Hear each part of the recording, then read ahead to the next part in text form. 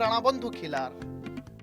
मु जानी से विषय कौन किंदी प्राइवेट रे खटियाटा प्रॉब्लम फेस भी करी। आगामी मोर करियर अच्छी गाई उपर ही मुझे स्टडी कर आगू भी बढ़ेबी आउ बड़ फार्म करी स्वप्न तो अच्छी 100 गाईर देखिया तापर से सिस्टम रे चलिया पड़ी जाओ। अन्य चाषी मानू तो मु उदाहरण देवी जे प्रथम मो परी हुआ धैर्य धर सब जिनस एत जल्दी सब सक्सेस हेनी मो परी हवा हेले करंतु सेमती मेहनत करंतु मो परी मु भी बहुत मेहनत करे। एबे खुशी कथा से दी पैसा रोजगार कर आम भी ए चलुँ।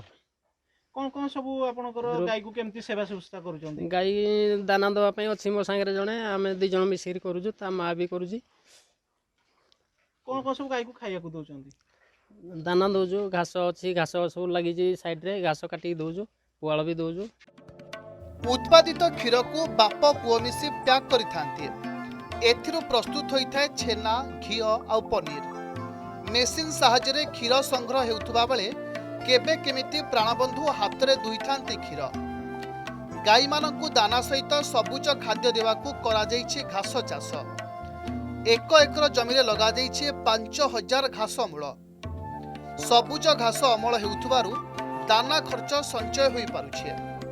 प्रफुल्लंक कका विश्वनाथ और प्राणीधन अधिकारी विकास बेहरा कहती प्रथम ऋण 1.5 वर्ष भितर सुझी देवा परे डायरी एंटरप्रेन्योर डेवलपमेंट योजनारू 20 गाई पर मिलता ऋण सहायता प्रफुल्लंक स्वावलंबी कराइछि।